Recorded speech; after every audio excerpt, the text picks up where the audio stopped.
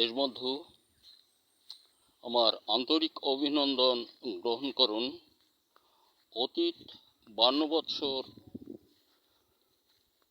শ্রম দিয়ে আমি মাটি ও ফসল বিষয়ে দুর্জয় গবেষণায় সফলতা অর্জন করেছি এবং এটা গাজীপুর খামারবাড়ি তথা বিভিন্ন এনজিও এবং দেশের সকল অনেক কৃষক ব্যবহার করছেন ও দেখেছেন, পরীক্ষা করেছেন, সফলতায় ভরা।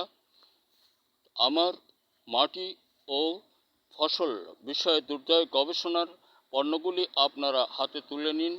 পণ্যগুলির নাম বারুদ, মধুবন, মেঘবান, মধু মিত্র, পুরাকল ইত্যাদি নামে 18টি পণ্য এবং মাছের জন্য 8টি, যেটা ফসল মৌসুমে বিঘায় মাত্র 4 কেজি, মৌসুমে শুধুই একবার।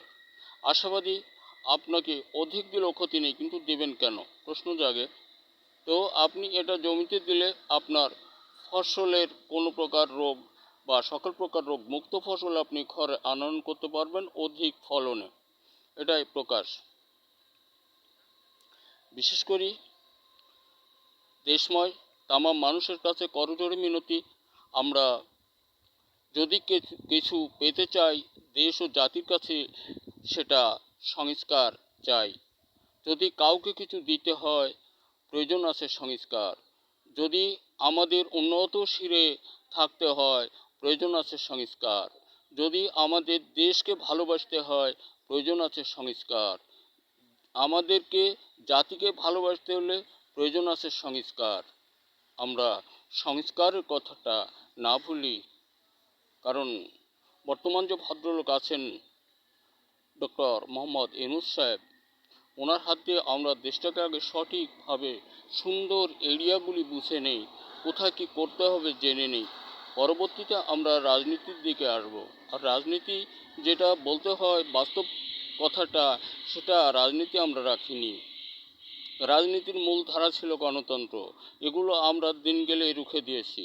দিতে দিতে একজন ঘরে বসে থেকেছি, আর একজন একটা কিছু করেছি, কিন্তু ঘর ছাড়িনি। আজকে রাজনীতির প্রেক্ষাপটটা এমনই করে ফেলেছি বন্ধুরা আমার, সকল কিছু ভুলে গিয়ে আগামী ভবিষ্যৎ গড়বার জন্য আমরা চাই সংস্কার। জাতিকে কিছু দেওয়ার জন্য আমরা চাই সংস্কার।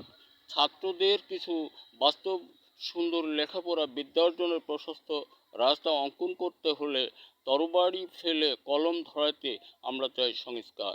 ইত্যাদি যে কোনো কাজে আমাদের সংস্কারের প্রয়োজন আছে বলে আমি ধারণা প্রকাশ করি। এটা আমার ব্যক্তিগত কথা, কারণ আমার ধারায় আমি বুঝি যে অবশ্যই আমাদের দেশটাকে সুন্দরে ভরে এমন রূপেই সংস্কার করতে হবে। আর সুমহানের একান্ত ইচ্ছা সত্ত্বে থাকার মাঝ দিয়েই আমরা এই আমলে সুন্দর একজন মানুষ পেয়েছি। এনাকে যদি আমরা মাঝ না পেতাম, তাহলে আমরা এই কয়েকটি দল মারামারি হাঙ্গামা করতে করতে, দাঙ্গা করতে করতে নিজেদেরকে ধ্বংস করতাম। অনেক বাবা মা আজকে অস্ত্র ধরাতেন, অনেক সন্তান সন্ততি নিধন হয়ে যেত। বন্ধুরা আমার, আমরা কোনো ভুল সিদ্ধান্তের দিকে না যাই, আমাদের ক্ষতি হবে। এই জন্য ডক্টর ইউনূস সাহেবকে আমরা সাথে রাখি, আমরা সংস্কারের কাজটা তাকে দিয়ে করি। যতদিন উনি হায়াতে থাকেন ততদিন উনি আমাদেরকে সাহায্য করুক। সমস্যা কোথায়?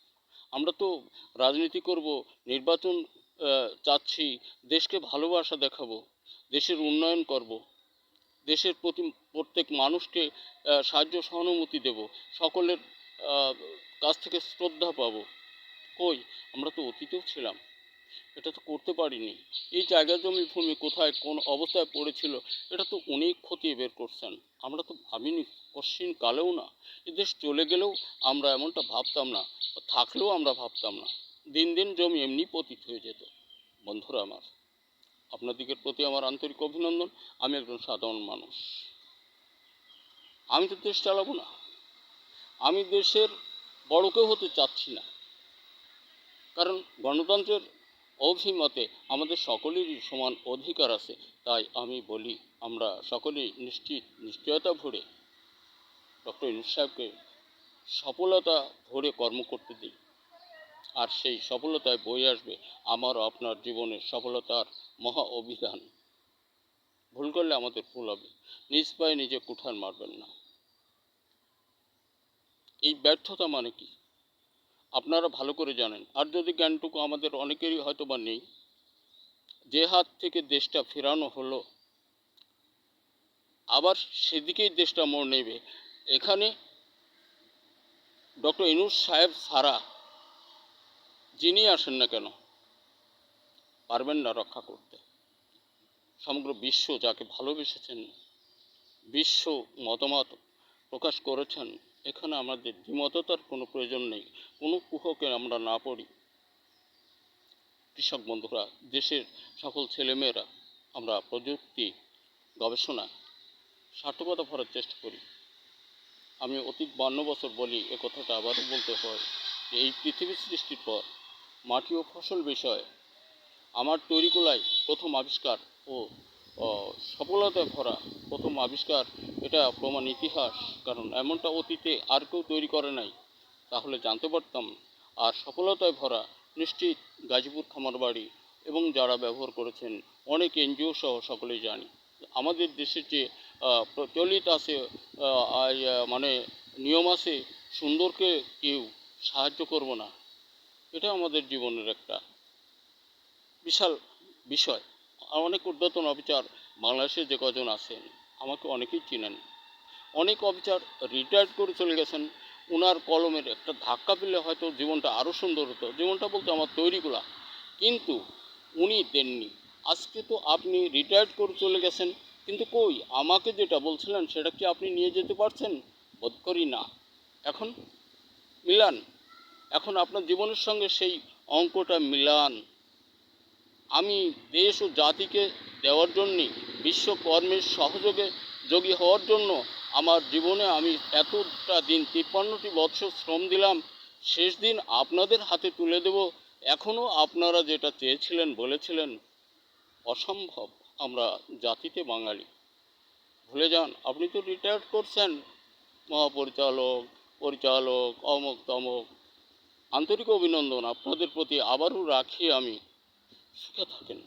কিন্তু আমার কাছে যে অঙ্কটা চেয়েছিলেন, বোধ করি আপনার পাননি। ওই অঙ্কটা ছেড়েই তো রিটায়ার্ড করলেন। তাহলে ধাক্কাটা দিলেই জাতিরই সুকল্যাণে পৌঁছাতো। বলুন, যে সৃষ্টি করে, মহান যিনি সৃষ্টি করেছেন, তিনি কি এখানে আর কিছু চাইছেন? একটু এবাদত, সুখ ও শান্তি ছাড়া? যারা এভাবে তৈরি করে, গবেষণা করে বের করে, এরা টাকার দিকে তাকায়নি। আমি আমার ধারণা দিয়ে বলি, এরা চেয়েছে সমগ্র জাতির সুকল্যাণ বয়ে আসুক, জাতির সম্মুখে এটা যাক। লেখক, সাহিত্যিক, মানে এই যে লাইনে যারা আছে, গবেষক, এরা নিজের সুখ চায় না। তাহলে অতীত 53 বছর আমি শ্রম দিতাম না। বন্ধুরা আমার, এর মাঝেও আমি বলবো সংস্কার। ডক্টর ইউনূস সাহেবকে হাত ছাড়লে এ দেশ কোথায় যাবে আমি জানি। আজ হয়তো প্রকাশ করব না। তারা ওতপ্রোত অবস্থায় বসে আছে। শুধু দুইটা দিক থেকে হুঙ্কার বিশ্বময়, তার মধ্যে দুইটা দিক আছে সাহায্যের জন্য, তাই থেমে আছে। সেটা হলো চীন এবং পাকিস্তান। এই দুইটা কারণে একটু নমনীয়তা দেখাচ্ছে ভারত। এদেশকে বেঁধে ফেলতো, কিন্তু না, সম্ভব নয়। তাদের ক্ষমতা নাগালের বাইরের কথা। তাদের বলে বলিয়ানি হয়ে আজ বাংলাদেশও বলিয়ান। বাংলাদেশও উন্নত শিরে থাকবে। আমরা তো দেখেছি এক সময়, তখন আমরা একেবারে ছোট নয়, এক্সটেনের ছাত্র ছিলাম। তাহলে পাকিস্তানের শেষ ব্যাচের ছাত্র ছিল। এই জন্য বন্ধুরা আমার, অনেক কথা বেড়ে যায়। আমি জানি না আপনারা মানুষ আমার ভিডিও দেখে কি না। যাই হোক, আরেকটা কথা, আমার ভিডিওর ভিউজগুলো চুরি হয়, তো এগুলো যাক, তারা করে থাক। যদি কারো একটু কল্যাণ হয় সে করুক, সমস্যা নেই।